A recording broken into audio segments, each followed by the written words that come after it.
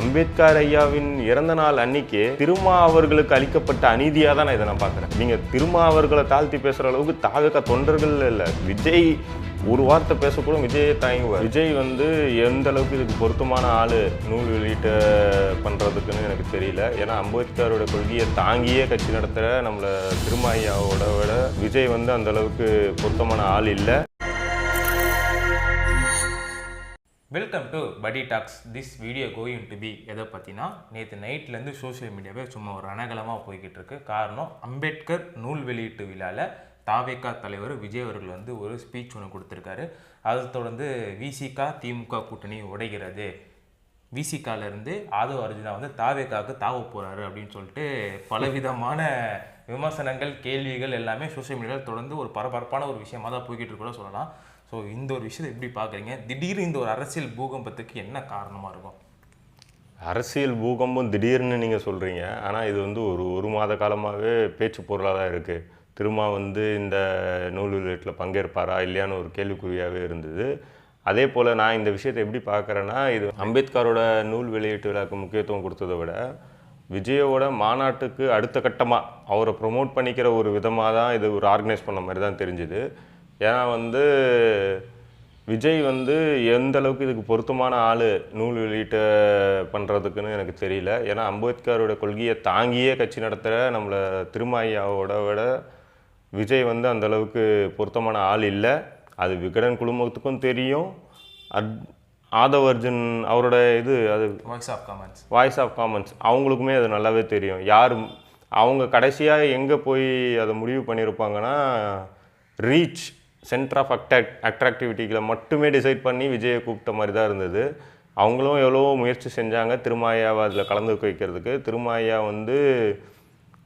விஜய் சொல்கிற மாதிரி அந்த இடத்துல அவர் திமுகவோட ப்ரெஷரை விட அவருக்குன்னு ஒரு சுய மரியாதை இருக்குது. சுயமரியாதை தான் முக்கியமானது. இந்த இடத்துல பார்த்தீங்கன்னா, அம்பேத்கர் ஐயாவின் இறந்த நாள் அன்னைக்கு திருமா அவர்களுக்கு அளிக்கப்பட்ட அநீதியாக தான் நான் இதை நான் பார்க்குறேன். ஏன்னா திருமாவளவன் என்ன சொல்கிறாருன்னா, நானாக தான் போல அப்படின்றாரு. அதுதாங்க சொல்கிறேன். அவர் உங்களுக்கு ஆப்ஷன் கொடுத்தாரு, நான் வேணுமா விஜய் வேணுமா நீங்கள் முடிவு பண்ணிக்கோங்கன்னும் போது அவங்க முடிவு பண்ணது விஜயாக இருக்குது. ஏன்னா பிரபலத்துவம் மட்டுமே அவங்க முக்கியமாக கன்சிடர் பண்ணி திருமா ஐயாவையே ஓரம் கட்டியிருக்காங்க. இது ஒரு விதமான ஒடுக்குமுறை. இது அவருக்கே நிகழ்ந்திருக்கு. அவரு தான் எல்லாருக்கும் ஒடுக்குமுறைக்கு எதிர்த்து போராடக்கூடிய தலைவர். அவருக்கே இன்றைக்கி இந்த நிலைமை நடந்திருக்கு. அதுவும் அம்பேத்கர் ஐயாவோட நினைவு நாள் அன்றைக்கி நடந்திருக்குன்றது ரொம்பவே ஏற்றுக்கொள்ளவே முடியாத விஷயம். அதே போல் அவங்க நிகழ்ச்சி ஏற்பாட்டாளர்கள் எப்படி முடிவு பண்ணாங்கன்னு தெரியல. விஜய் அவர்களையும் திருமா அவர்களையும் ஒரே இடத்துல உட்கார வச்சு, அது ஓகே, எனக்கு புரியுது. அவங்க 2026 கூட்டணி கணக்கு பண்ணியிருக்காங்க. அதுக்கான இடம் இது இல்லைல்ல. நீங்கள் தனி மேடை ஆரம்பிங்க, ஏற்பாடு பண்ணுங்கள். அந்த இடத்துல நீங்கள் இதை பற்றி நீங்கள் ஒரு கலந்துரையாடல் எடுத்துன்னு போனீங்கன்னா எல்லாருக்குமே சந்தோஷம்தான். ஆனால் இந்த அம்பேத்கர் ஐயாவோட நினைவிடத்தை பயன்படுத்தி நீங்கள் இவங்க 2 பேரையும் சேர்த்து வைக்கலான்னு நீங்கள் நினச்சதும் தப்பு. அந்த இடத்துக்கு விஜய் எனக்கு தெரிஞ்சு பொருத்தமானவராக என்னை பொறுத்தவரையும் இல்லை.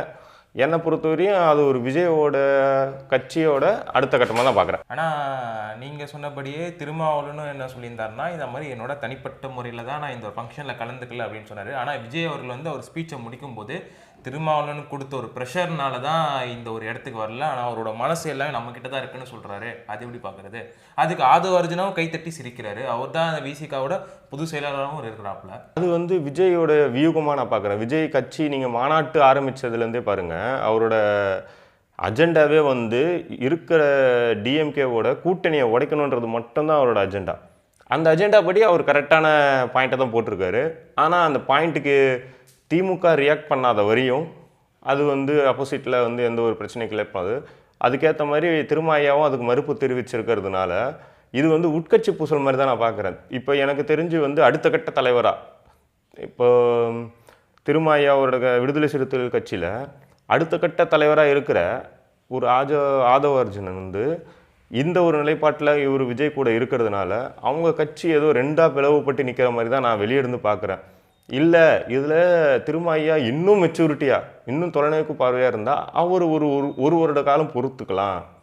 இப்பயே அவசரப்பட்டு முடிவெடுக்கக்கூடாது, விஜய் கூட அது வந்து எந்த மாதிரி ஆகிடும்னா, நேற்று தான் கட்சி ஆரம்பிச்சிருக்காரு விஜய், திரும்ப உடனே போய் சேர்ந்துட்டாரு அப்படின்னும் போது என்ன ஆகிடும்னா, திரும்ப இந்த வாய்ப்புக்காக வெயிட் பண்ண மாதிரியும் திமுகவை பிடிக்காம இவ்வளோ நாள் இருந்த மாதிரியும் ஒரு தோற்றத்தை வந்து வெளி பிம்பத்துக்கு வந்து கிரியேட் பண்ணும்.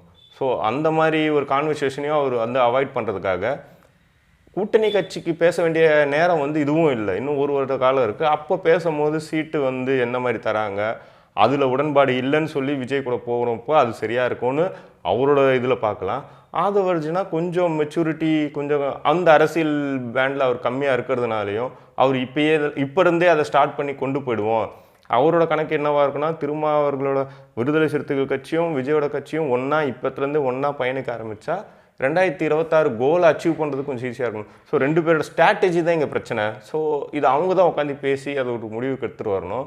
ஆனால் அதை வந்து இந்த மாதிரி பொது வழியில் வந்து இந்த நூல் வெளியீட்டு விழாவில் வந்து விஜய் பேசின அந்த ஒரு கருத்து வந்து திமுக வந்து ப்ரெஷர் பண்ணி அதில் வந்து திரும்ப ஐயா வந்து பின்வாங்குறாரு அப்படின்றதுல வந்து எனக்கு உடன்பாடு இல்லை. இது எதுவும் அவரை வந்து குறைச்சி மதிப்புற மாதிரி இருக்குது.